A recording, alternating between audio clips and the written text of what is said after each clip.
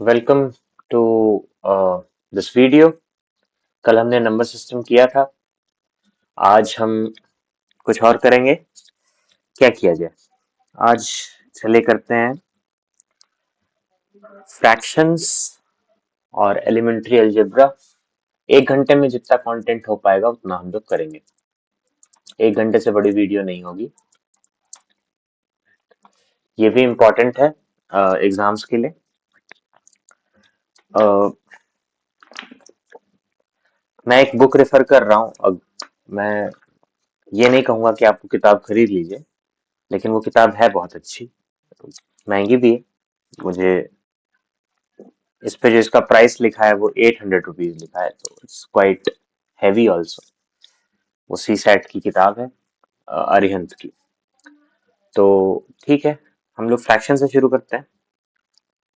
Fraction बहुत basic चीज है। अगर आपको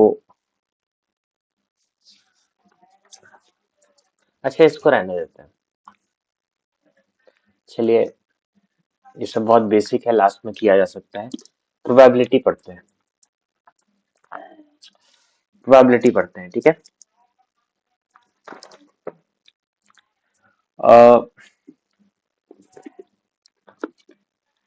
प्रोबेबिलिटी, यस,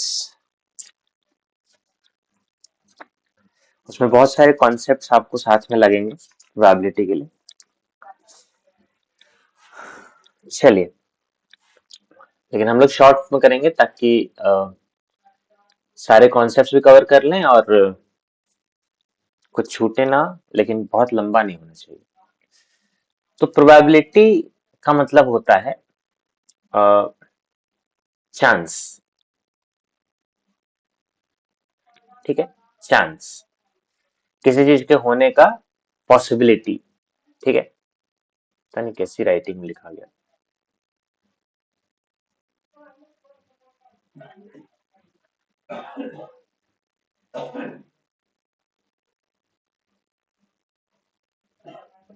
सो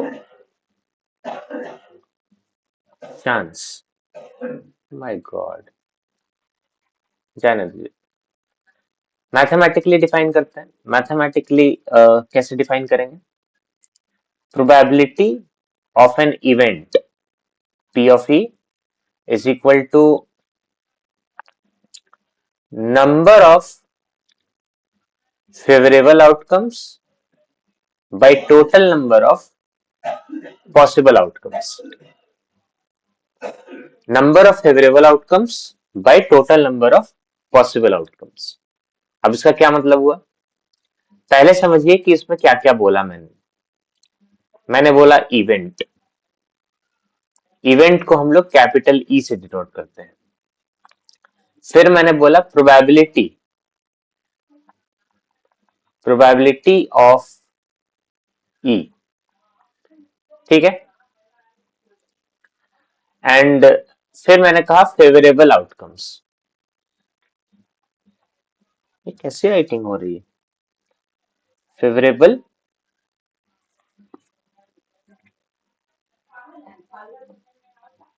आउटकम्स और पॉसिबल आउटकम्स।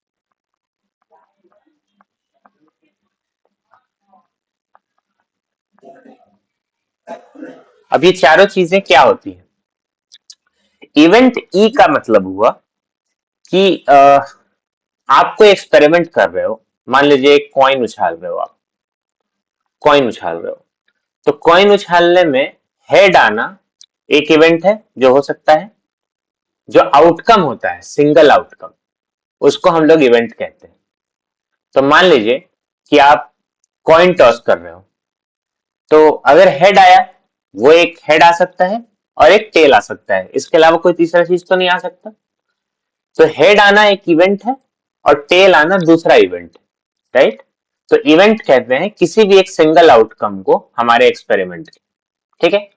प्रोबेबिलिटी ऑफ ई का मतलब वो जो सिंगल आउटकम है उसकी होने उसके होने का चांस कितना है। अब फेवरेबल आउटकम क्या होता है? किसी इवेंट ई के साथ एसोसिएटेड है एक नंबर, एक नंबर एन ऑफ ई इस तरीके से कि वो बताए, एन ऑफ ई क्या बताता है कि कितने बारी में वो इवेंट से फेवरेबल आउटकम, इवेंट से जो पॉजिटिव आउटकम है वो आ सकता है। फॉर एग्जाम्पल, आप कॉइन टॉस कर रहे हैं, अगर मैं पूछूं कि हेड आना एक इवेंट है, उससे रिलेटेड फेवरेबल आउटकम्स कितने हैं, तो आप कॉइन टॉस किए तो एक बार हेड आ सकता है, एक बार टेल आ सकता है, यानी कि number of times head can come one, right. तो इसलिए number of favourable outcome one हो जाएगा। मान लीजिए कि आप एक ताश की गड्डी ले लें जिसमें 52 कार्ड्स होते हैं, उसमें मैं पूछूं कि किंग आने की पॉसिबिलिटी क्या है, तो किंग आना एक इवेंट हो गया, तो नंबर ऑफ फेवरेबल आउटकम्स कितने हो गए, कितने किंग होते हैं ताश की गड्डी में, तो चार होते हैं। तो किंग आने की पॉसिबिलिटी जो फेवरेबल आउटकम्स है वो चार हो गए, राइट। उसी में उसी में अगर मैं आपसे पूछूं कि रेड कार्ड आने की पॉसिबिलिटी कितनी है, तो अगर रेड कार्ड एक इवेंट है तो 26 पॉसिबिलिटी हो गई, 13 के हार्ट्स और डायमंड होता है, तो 26 हो गया वो, है ना। तो इस तरीके से फेवरेबल आउटकम बदलते रहते हैं। पॉसिबल आउटकम्स क्या होते हैं, टोटल कितने इवेंट्स उस सैंपल स्पेस में हैं। सैंपल स्पेस मतलब वो पूरा स्पेस जिसमें सारा इवेंट्स होगा। मतलब अगर आप एक कॉइन टॉस कर रहे हैं तो हेड और टेल दोनों आ सकता है। ये जो पूरी पॉसिबिलिटी है कि क्या आ सकता है, हेड या टेल, इसको हम कहते हैं कि ये पॉसिबल आउटकम्स है। अब भाई कॉइन टॉस करेंगे तो क्या क्या पॉसिबिलिटी है, हेड आएगा या टेल आएगा।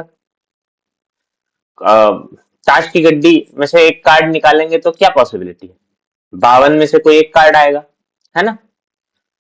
तो ये है possible outcomes of the sample space. उसको आप एन ऑफ एस ऐसे डिनोट करते हैं, S for sample space. Sample space मतलब वो पूरा स्पेस ऑफ पॉसिबिलिटीज, है ना। जैसे कॉइन वाले केस में स्पेस ऑफ पॉसिबिलिटीज क्या था, हेड या टेल। और फेवरेबल आउटकम्स क्या था, फेवरेबल आउटकम तो इवेंट पे डिपेंड करेगा ना, कि कौन से इवेंट की बात कर रहे हो, क्या हेड की बात कर रहे हो या टेल की बात कर रहे हो, क्या किंग आने की बात कर रहे हो, क्वीन आने की बात कर रहे हो, रेड कार्ड आने की बात कर रहे हो कॉइन कार्ड वाले केस में। तो ये चार चीजें आपको बेसिक समझनी होंगी प्रोबेबिलिटी सीखने के लिए, ठीक है। अगर आप ये समझ गए तो आगे चलते हैं।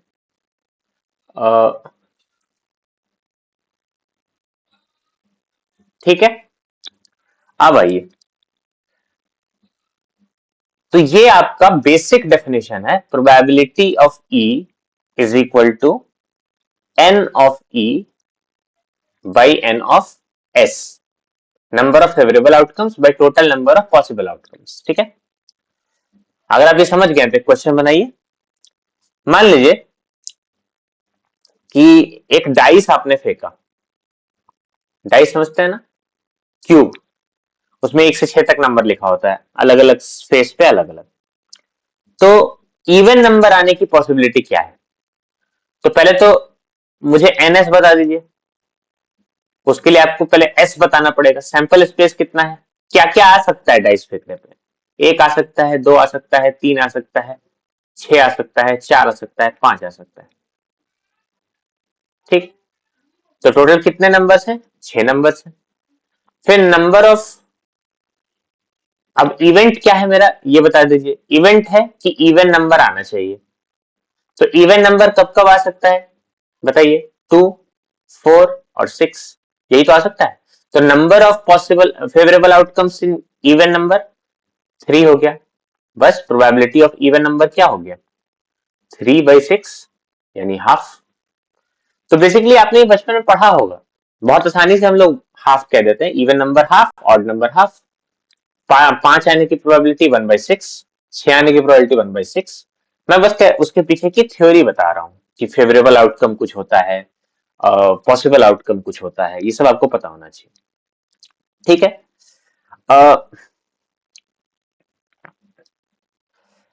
एक चीज होती है, इसको कहते हैं complement, complement of an event. मतलब कि आपके स्पेस में अगर कोई इवेंट है ई, तो उसका एक जुड़वा भाई इवेंट होगा जरूर, ई बार। इस तरीके से कि ई बार प्लस ई जोड़ने पे एस आता हो, मतलब कि इन दोनों को अगर आप ऐड कर दें तो वो पूरा सैंपल स्पेस बन जाएगा। एग्जांपल, कॉइन का एग्जांपल ले लीजिए। कॉइन में टॉस किए, एक इवेंट मान लीजिए है हेड आने की प्रोबेबिलिटी, तो इसका ऑपोजिट क्या होगा? टेल आने की प्रोबेबिलिटी। और ई प्लस ई डैश क्या होगा? हेड और टेल दोनों, तो वो पूरा सैंपल स्पेस। भाई सैंपल स्पेस होता क्या है कि टोटल पॉसिबिलिटी कितनी है, तो या तो हेड आ सकता है तो टेल आ सकता है। तो बस जो ई कॉम्प्लीमेंट हुआ मतलब वो ई के ऑपोजिट होता है। ठीक है, हेड तो टेल। अगर समझ गए तो बताइए कि एक अगर डाइस है, उसमें अगर एक इवेंट है 5 आने की प्रोबेबिलिटी, तो ई डैश क्या होगा? 5 नहीं आने की प्रोबेबिलिटी, नॉट 5। अब भाई आप डाइस फेंके, तो एक इवेंट अगर 5 आना है कि 5 आ सकता है, तो दूसरा इवेंट क्या होगा? 5 के अलावा कुछ भी आ जाए, नॉट 5। यही बात, ठीक है। और कॉम्प्लीमेंट से रिलेटेड आपको एक बात सीखने की जरूरत है कि probability of E plus probability of E bar is equal to 1। मतलब अगर आपको पता है ई की प्रोबेबिलिटी, तो ई बार की प्रोबेबिलिटी आप 1 में से ई की प्रोबेबिलिटी घटा लीजिए, आपको आ जाएगा। फॉर एग्जाम्पल, वो डाइस वाले एग्जाम्पल में 5 आने की प्रोबेबिलिटी कितनी है? 1/6। तो 5 नहीं आने की प्रोबेबिलिटी कितनी होगी? 1 माइनस 1/6 यानी 5/6। और सही भी है। ई बार क्या है? 1 आ सकता है, 2 आ सकता है, 3 आ सकता है, 4 आ सकता है, 6 आ सकता है, 5 पॉसिबिलिटीज है, यानी 5/6। दोनों तरीके से आ गया। तो ये है कॉम्प्लीमेंट ऑफ एन इवेंट। ठीक है।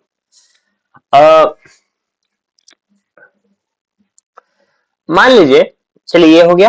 अब आगे चलिए, होपफुली आप ये सब लिखते जा रहे हैं। ठीक है, आगे देखिए।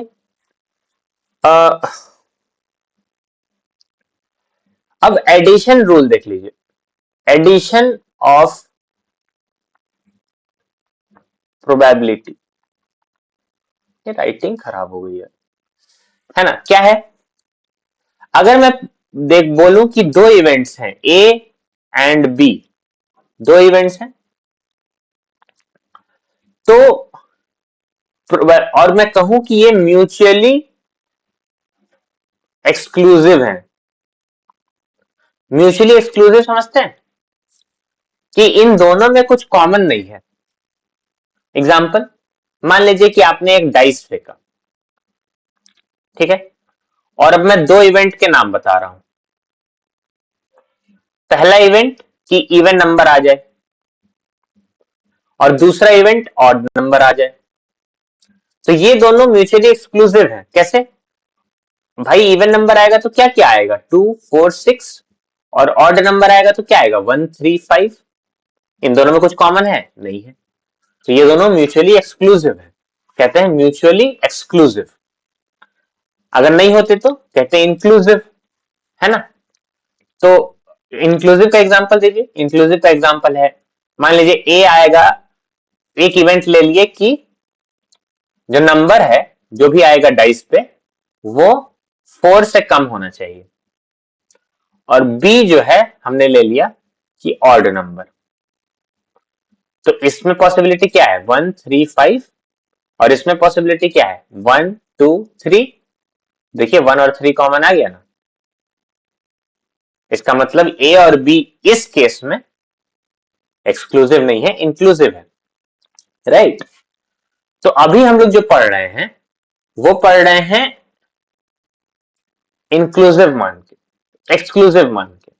ठीक है, कि भाई अगर ए और बी म्यूचुअली एक्सक्लूसिव है तो बताइए कि क्या होगा। समझ पा रहे हैं? तो ये होगा कि प्रोबेबिलिटी ऑफ ए और बी, ए की संभावना या बी की संभावना, दोनों की संभावनाएं ऐड हो जाएंगी। ठीक है, मतलब मान लीजिए ए जो है वो इवन नंबर आने की संभावना है डाइस पे, और बी ऑड आने की संभावना है। हमने देखा कि ये दोनों एक्सक्लूसिव है। प्रोबेबिलिटी ऑफ ए निकालिए। इवन नंबर क्या क्या है, 2 4 6, तीन तीन चीज आ सकती है, तो 3/6। और प्रोबेबिलिटी ऑफ बी क्या है, 1 3 5, तो फिर 3 पॉसिबिलिटी है। इन दोनों को अगर आपसे पूछा जाए कि प्रोबेबिलिटी निकालिए इवन नंबर आने की या ऑड नंबर आने की, तो आंसर होगा 3/6 प्लस 3/6, 6/6, 1। 1 आ गया। 1 आने का मतलब प्रोबेबिलिटी में क्या होता है कि श्योर इवेंट, कुछ कर लो ये तो होगा ही होगा, पक्का होगा, 100% पॉसिबिलिटी है।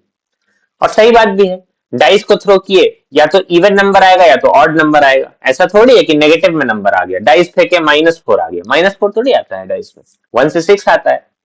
1 से 6 में या तो इवन है या तो ऑड है। तो ये बात आप सीख गए।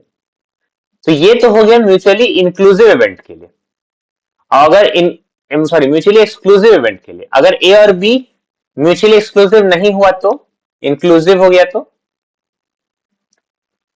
प्रोबेबिलिटी ऑफ ए और B, probability of A plus probability of B minus probability of A intersection B. अब ये ए इंटरसेक्शन बी क्या होता है, बस वही जो कॉमन है ए और बी में, जो कॉमन है उसकी पॉसिबिलिटी निकाल दीजिए। चलिए एग्जांपल ले लेते हैं। ए एक इवेंट है कि जो भी नंबर आएगा वो लेस देन 4 होगा, और बी है कि ऑड नंबर आएगा। तो ऑड नंबर क्या क्या आ सकता है, 1 3 5, और लेस देन 3 क्या आ सकता है, 1 2 3। कॉमन क्या है, 1 और 3। तो ए इंटरसेक्शन बी जो है वो क्या है, 1 और 3। तो उसकी प्रोबेबिलिटी कितनी हो जाएगी, 2 को हुआ ना, 1 2, 2/6 यानी 1/3। अब अगर मैं पूछूं कि प्रोबेबिलिटी कि ए हो या बी हो, तो प्रोबेबिलिटी ऑफ ए निकालिए प्लस प्रोबेबिलिटी ऑफ बी निकालिए माइनस इंटरसेक्शन वाला घटा दीजिए प्रोबेबिलिटी। तो इसका आंसर कितना आएगा, बताइए मुझे। इसका आंसर आएगा प्रोबेबिलिटी ऑफ ए और बी, तो probability of A plus probability of B minus probability of A intersection B. तो प्रोबेबिलिटी ऑफ ए कितना है, ए क्या था कि संख्या जो है वो 4 से कम होनी चाहिए, तो 4 से कम 1 2 3, तो 3 पॉसिबिलिटी 3/6, प्लस ये था ऑड, तो ऑड भी 1 3 5, 3/6, माइनस इसकी कितनी निकाली थी हमने, 2/6 यानी 1/3। देख लीजिए, 6 माइनस 2/6 यानी 4/6 यानी 2/3। यही आंसर है। ये तब है जब इंक्लूसिव हो, ए और बी दो इवेंट्स ऐसे हो जो इंक्लूसिव हो, ठीक है, उनमें कुछ कॉमन हो, बेसिकली सिंपल भाषा में समझिए, उनमें कुछ कॉमन हो, तो फॉर्मूला वो हो जाता है, अंत में एक minus A intersection B add हो जाता है। ठीक है, आ,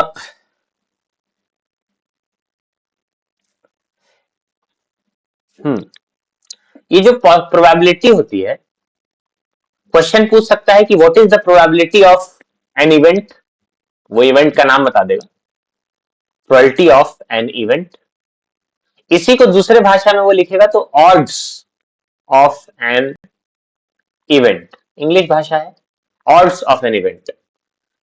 और इसका कॉम्प्लीमेंट पूछना रहेगा तो पूछ सकता है प्रोबेबिलिटी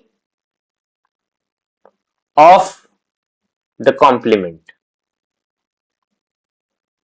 ऑफ एन इवेंट, या फिर ऑड्स अगेंस्ट एन इवेंट। भाषा है, ऑड अगेंस्ट पूछे तो इसका मतलब वो कॉम्प्लीमेंट्री पूछ रहा है, और अगर ऑड ऑफ पूछे तो मतलब वो उसी की प्रोबेबिलिटी पूछ रहा है। ठीक है, समझ गए, इसको लिखते चलिएगा। अगर कहीं छूट जाए तो पॉज करके लिख लीजिए, यही तो यूट्यूब का फायदा है ना। तो ठीक है, और बताइए। हाँ, अब है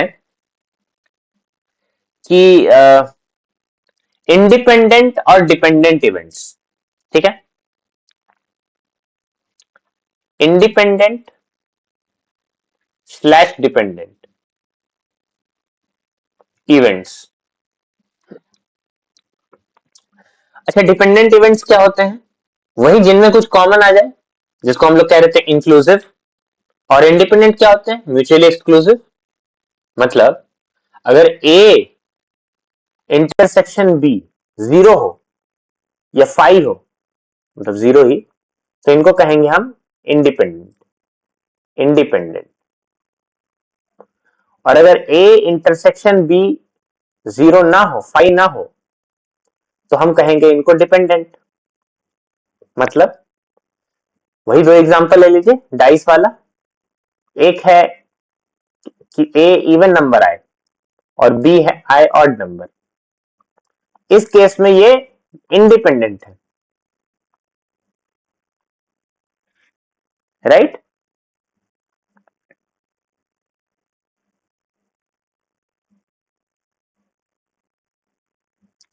और तो इंडिपेंडेंट है। और अगर एक ए हो कि कोई नंबर, जो नंबर डाइस पे आ रहा है वो एनी मतलब लेस देन 4 हो, और बी जो है वो ऑड नंबर हो। अब ये दोनों डिपेंडेंट इवेंट्स हैं क्योंकि ये दोनों एक आउटकम शेयर करते हैं, दो आउटकम शेयर करते हैं, 1 और 3। अगर कोई बोल दे कि ए हुआ है, मतलब डाइस, अगर कोई बोले कि ये वाला आउटकम आया है, तो इससे आप क्या समझेंगे कि मतलब डाइस पर या तो 1 या तो 2 या तो 3 आया है। तो इसका मतलब कि अब कोई पूछे कि बताइए कि अब इसमें बी आने की पॉसिबिलिटी क्या है, सोचिए, इसका एप्लीकेशन बता रहा हूं कि कोई आपसे बोले, एग्जांपल याद है ना कि ए था n लेस देन 4 और बी था ऑड नंबर। कोई आपसे बोले कि ए ऑलरेडी हो चुका है, तो आप क्या समझेंगे कि डाइस पर 1, 2 या 3 में से कोई एक नंबर आ चुका है।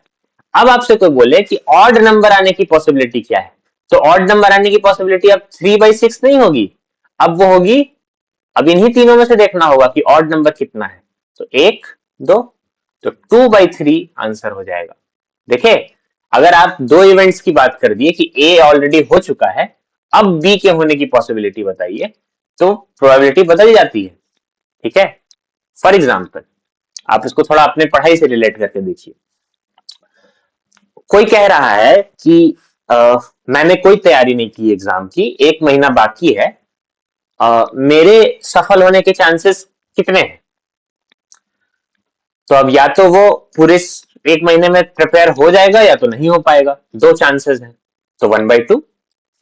लेकिन अगर कोई कह रहा है कि मैंने पिछले 6 महीने से मैं पढ़ाई कर रहा हूं, मतलब एक इवेंट हो चुका है पढ़ाई का, अब मेरे अगले 1 महीने में पढ़ाई करके सफल होने के चांस कितने हैं, तो अब वो कोई भी आंसर होगा पर वो 1/2 तो नहीं होगा ना, 1/2 से ज्यादा होगा, क्योंकि वो ऑलरेडी पढ़ाई कर चुका है, वो 0 से शुरू नहीं कर रहा है। तो एक इवेंट होने के बाद दूसरे इवेंट की जो प्रोबेबिलिटी है वो चेंज हो जाती है, अगर वो दोनों इवेंट्स इन मतलब डिपेंडेंट इवेंट्स हो। अगर इंडिपेंडेंट हो तो, अगर कोई बोले कि अच्छा मैं पिछले 6 महीने से खेती कर रहा था, अब मेरे 1 महीने बाद एग्जाम है, तो 1 महीने में मैं पढ़ाई करके सफल हो जाऊंगा, इसकी क्या पॉसिबिलिटी? भाई वो तो 1 महीने में डिसाइड होगा ना, वो तो पढ़ाई डिसाइड करेगी, खेती तो डिसाइड करेगी नहीं कि आपके एग्जाम में कितने नंबर आएंगे। समझ रहे हैं? तो ये है बात, ठीक है। 1 सेकंड रुकिए।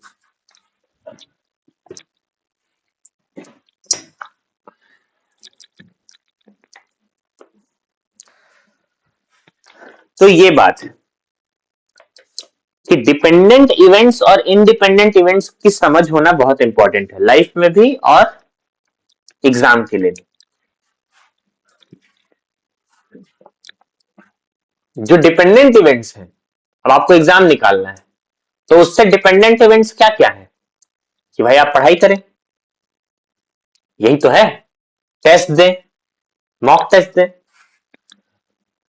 अब कोई कह रहा है कि मैं खेती करूंगा या मैं घूमूंगा और मेरे एग्जाम निकल जाए, तो वो इंडिपेंडेंट इवेंट्स हैं। घूमना और पढ़ाई करना, एग्जाम निकलना, दो इंडिपेंडेंट इवेंट्स हैं, उनका आपस में कोई संबंध नहीं है। तो घूमने से एग्जाम नहीं निकलेगा। ठीक है, चलिए ये हो गया। अब आ जाइए कि अगर इंडिपेंडेंट इवेंट्स हैं, मान लीजिए E1 और E2 इंडिपेंडेंट इवेंट्स हैं, तो probability of E1 intersection E2 मतलब दोनों के होने का प्रोबेबिलिटी, मतलब E1 भी हो एंड E2 भी हो। पहले हम लोग बात कर रहे थे ए और बी, मतलब ए हो जाए या बी हो जाए या दोनों हो जाए। यहां हम लोग बात कर रहे हैं सिर्फ E1 हो जाए एंड E2 हो जाए, अलग अलग नहीं, दोनों साथ में होना चाहिए।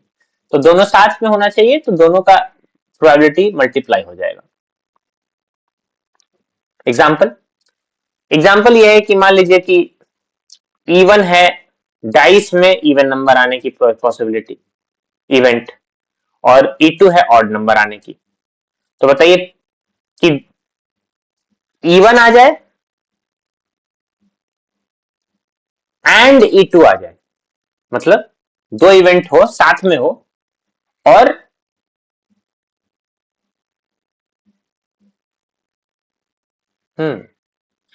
ओके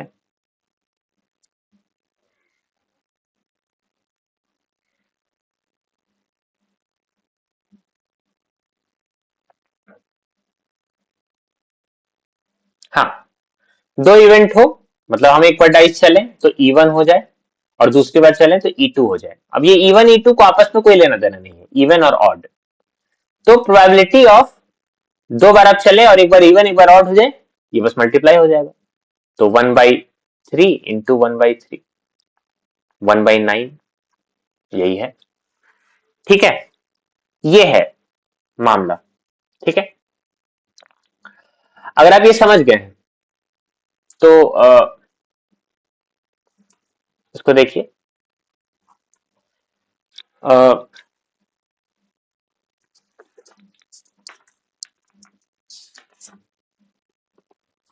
आई होप कि आप समझ गए होंगे। आखिरी कॉन्सेप्ट हम लोग पढ़ रहे हैं, ठीक है, वो है कंडीशनल प्रोबेबिलिटी का। कंडीशनल प्रोबेबिलिटी होती है, उसका एक एग्जांपल हम लोग देख चुके हैं, मैं बताता हूं दोबारा। कंडीशनल प्रोबेबिलिटी, इसी को बेस थ्योरम भी कहते हैं, बेस थ्योरम। ठीक है, इतना बड़ा लिख देता हूं ना, उसके बाद नीचे जगह ही नहीं बचता। अच्छा है तो सही। ठीक है, तो क्या है फिर कंडीशनल प्रोबेबिलिटी होती है। अभी तक हमने सीखा था कि मैं एक इवेंट बताऊंगा कि डाइस फेंका, इवन नंबर आने की पॉसिबिलिटी बता दीजिए, तो आप ढूंढते हैं कि टोटल पॉसिबल आउटकम कितना है। तो 1 2 3 4 5 6, उनमें से इवन नंबर कौन कौन से हैं, तो 2 4 6, तो 3 इवन नंबर है, 6 टोटल आ सकते, 6 टोटल पॉसिबिलिटी है। 3/6 करके आप आंसर बताते थे 1/2। अब मैं आपको बोलूंगा कि दो इवेंट हो रहे हैं, टू इवेंट्स, एक ऑलरेडी हो चुका है, तो दूसरे की होने की पॉसिबिलिटी क्या है। बहुत अच्छा एग्जांपल देता हूं, ये एग्जांपल शायद एग्जाम में भी आए। इसको कहते हैं शॉपकीपर एग्जांपल। ठीक है, ये शॉपकीपर एग्जांपल रहने दीजिए। मैं आपको बताता हूं डाइस एग्जांपल, डाइस नहीं, कॉइन एग्जांपल। कॉइन एग्जांपल सबसे सिंपल होता है। कॉइन एग्जांपल, अब कॉइन में हेड आने की प्रोबेबिलिटी कितनी होती है, 1/2। टेल आने की 1/2, या तो हेड आएगा या तो टेल आएगा, तो 50-50% चांस है। अब कोई मुझे बोले कि मेरा एक दोस्त है, ठीक है, जो 3/5 प्रोबेबिलिटी है उसके सच बोलने की, ट्रूथ, मतलब वो हर 5 में से 3 बार सच बोलता है। तो झूठ कितनी बार बोलता होगा, 2/5, 5 में से 2 बार फॉल्स। मतलब अब मेरे दोस्त के पास एक कॉइन है, वो कॉइन टॉस करता है, उस हेड या टेल कुछ भी आएगा, उसने मुझे नहीं दिखाया। ध्यान से सुनिएगा, उसने मुझे नहीं दिखाया, उसने बोला कि भाई हेड आया है। ठीक है, तो उसने मुझे क्या जानकारी दी, E2 के बारे में जानकारी दी कि हेड आया है। ठीक है, अब क्वेश्चन है कि क्या पॉसिबिलिटी है कि सच में हेड आया होगा, क्योंकि हम लोग तो ये सारा कुछ कैलकुलेट कर रहे थे ये सोच के ना कि जो भी एक्सपेरिमेंट करने वाला है वो सच सच बता रहा है, तभी तो हाफ हाफ आएगा। अब ये तो एक ऐसा एक्सपेरिमेंट करने वाला है जो झूठ बोलता है, जो 5 में से 3 बार सच बोलता है, 2 बार झूठ बोलता है। तो अब ऐसे केस में प्रोबेबिलिटी को कहते हैं कंडीशनल प्रोबेबिलिटी, मतलब जहां एक इवेंट का होना दूसरे इवेंट पे डिपेंड कर रहा है। फॉर एग्जाम्पल, सचमुच हेड आया होगा, ये डिपेंड कर रहा है कि ये आदमी, ये मेरा दोस्त सच बोल रहा है कि नहीं। तो क्या पॉसिबिलिटी है बताइए? सच में हेड, हेड सच में, तो एक चांस है कि वो झूठ बोल रहा हो और सच बोल रहा हो, probability of truth multiplied by probability of head, सच बोल रहा हो और हेड आया हो, प्लस दूसरी पॉसिबिलिटी क्या है कि वो झूठ बोल रहा हो, फॉल्स, और क्या आया हो, टेल आया हो। यही तो दो चांस है, सच बोल रहा हो और हेड आया हो, झूठ बोल रहा हो और टेल आया हो। अगर टेल आया हो और झूठ बोल रहा है कि हेड आया है, राइट, क्योंकि उसने बताया है कि हेड ही आया है, तो तीसरा पॉसिबिलिटी नहीं हो सकता है कि वो सच बोल रहा हो और टेल आया हो। अगर टेल आया है तो फिर तो वो झूठ बोल रहा था, हेड बता दिया ना हम लोग को। और चौथा भी नहीं हो सकता कि झूठ बोल रहा हो और हेड आया हो। अगर हेड आया ही है और वो हम लोग को बता ही रहा है कि हेड आया है, तो झूठ कहां बोल रहा है? तो बस यही दोनों पॉसिबिलिटी है कि सच बोल रहा हो और हेड आया हो, या झूठ बोल रहा हो या टेल आया हो। ठीक है, बस इसको कैलकुलेट कर दीजिए। सच बोलने की पॉसिबिलिटी थी 3/5 मल्टीप्लाइड बाई हेड की पॉसिबिलिटी है 1/2 डिवाइडेड बाई ये टोटल पॉसिबल आउटकम लिखा हुआ है, या तो सच या तो झूठ। हमको निकालना है कि हेड आए इसकी पॉसिबिलिटी क्या है। तो ऊपर लिखेंगे possibility of truth into possibility of head divided by possibility of truth into possibility of head plus possibility of false into possibility of truth. ठीक है, निकालिए, कैलकुलेट कीजिए। थोड़ा सा लिखने में मुझे समस्या होती है। तो प्रोबेबिलिटी ऑफ हेड सही में होगा 3/10 divided by 3/5 into half 3/10 plus 2/10। ठीक है, तो 3/10 डिवाइडेड बाई 5/10 आंसर हो गया 3/5। तो देख रहे हैं, अगर ये सच झूठ का नाटक नहीं होता, अगर सब कुछ ऑनेस्ट होता, तो हेड आने की पॉसिबिलिटी थी हाफ, यानी 50%। अब हो गई ये 3/5, मतलब 60%। समझ रहे? तो सच प्रोबेबिलिटी देखिए बढ़ गई, विचित्र बात है, लेकिन ये सच झूठ के नाटक में पॉसिबिलिटी बढ़ गई। वो ऐसा केस है इसीलिए बढ़ गई, हर बार नहीं बढ़ेगी। ठीक है, अरे क्या हो रहा है, मान लीजिए कि वो सच बोलता 1/5 टाइम्स, यानी 1/5 उसके सच बोलने की पॉसिबिलिटी होती, फिर प्रोबेबिलिटी घट जाती, फिर कितनी होती? फिर देखिए, probability of head only 1/5 into 1/2 divided by 1/5 into 1/2 plus 4/5 झूठ बोलने की 1/2।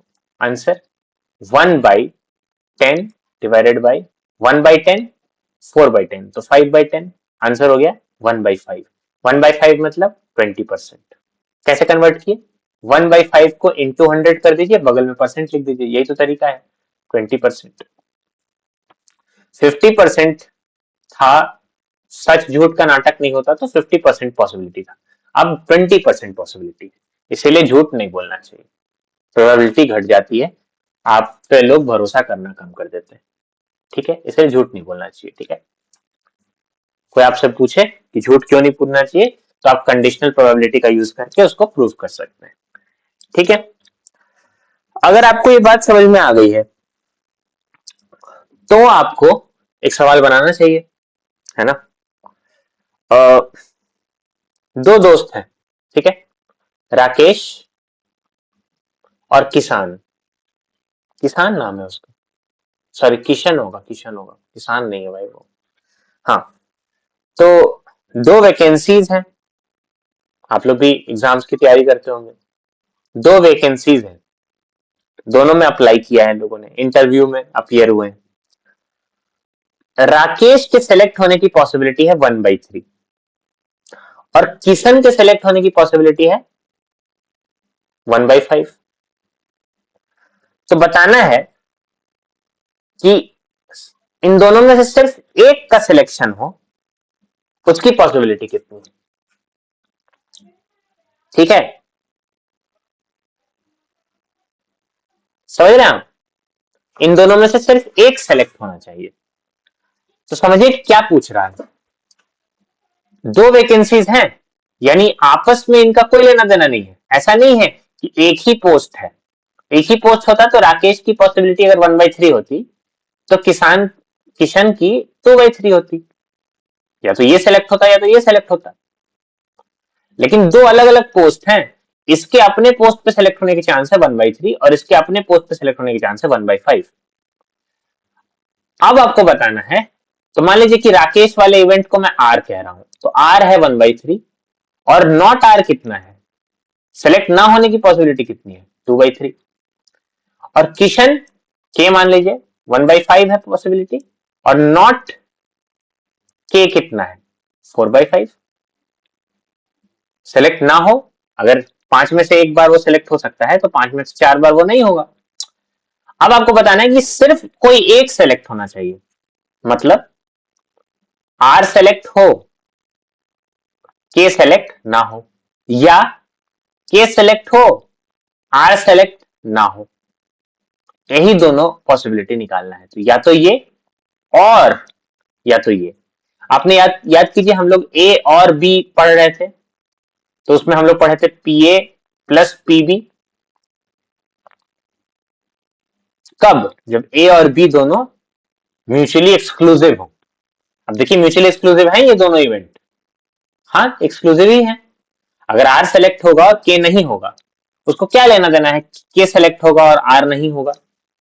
या तो ये होगा या तो ये होगा ना, दोनों साथ में थोड़ी हो सकता है कभी कि हाँ मतलब के सेलेक्ट भी हो गया है और के सेलेक्ट नहीं भी हुआ है और हो भी गया है, आर सेलेक्ट नहीं भी हुआ है हो भी गया है, ऐसा तो होता नहीं है।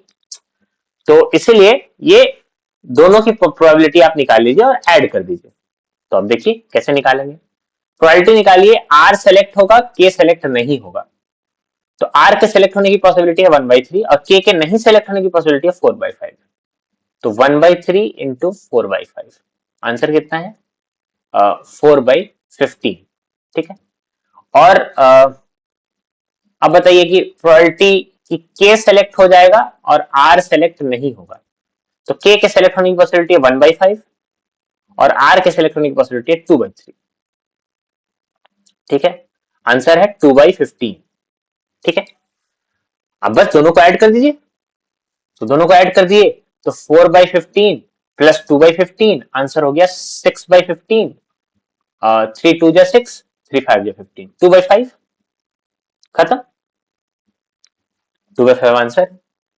तो ऐसे आपको इवेंट बनाना सीखना पड़ेगा। क्वेश्चन में दिया रहेगा only one get selected, at least one will get selected, तो आपको इंग्लिश पढ़ के उसको मैथ में ट्रांसलेट करना आना चाहिए कि क्या मतलब है। जैसे यहाँ पे दिया हुआ था ना कि ओनली वन गेट सेलेक्टेड, तो मतलब या तो राकेश या तो किशन, तो राकेश होगा तो किशन नहीं होगा, किशन होगा तो राकेश नहीं होगा। तो दो इवेंट बन गया, राकेश हाँ किशन नहीं, और किशन हाँ राकेश नहीं। दोनों हम देखें कि दोनों इवेंट जो है वो म्यूचुअली एक्सक्लूसिव है, तो दोनों की प्रोबेबिलिटी अलग अलग निकाल के ऐड कर दिए, बस यही था। तो देखिए प्रोबेबिलिटी में क्या है, प्रोबेबिलिटी में यूज होता है कॉमन सेंस, वो तो पूरे मैथ्स में हर जगह यूज होता है। फिर यूज होता है सेट थ्योरी का, और फिर यूज होता है परमुटेशन कॉम्बिनेशन का। मैंने रियलाइज किया कि मैंने आपको ये दोनों चैप्टर्स नहीं पढ़ाए हैं, ठीक है। तो एक काम करते हैं, आज इसको यहीं पे रखते हैं। अगले बार हम लोग सेट थ्योरी और परमुटेशन कॉम्बिनेशन पढ़ लेंगे, ठीक है। बहुत इंपॉर्टेंट है, परमुटेशन कॉम्बिनेशन छोड़ना नहीं चाहिए। जी हाँ, अगर आपको मेरी क्लासेस अच्छी लग रही है तो आप मेरे टेलीग्राम ग्रुप से जुड़ सकते हैं। मैं भूल गया, कल मैं टेलीग्राम का लिंक नहीं डाल पाया, आज मैं डाल दूंगा। और मैं वहाँ पे वीडियोस, पीडीएफ सब कुछ पोस्ट करता रहता हूँ फ्री ऑफ कॉस्ट। ये प्रिपरेशन मैं करा रहा हूँ। मेरे अच्छे मार्क्स आए थे सी सेट में। भले मैं जीएस में नहीं अच्छे मार्क्स ले पाया, लेकिन मैं सी सेट मेरा बहुत अच्छा है, तो आप ट्रस्ट कर सकते हैं। Thank you so much. आज के लिए इतना ही। Thank you.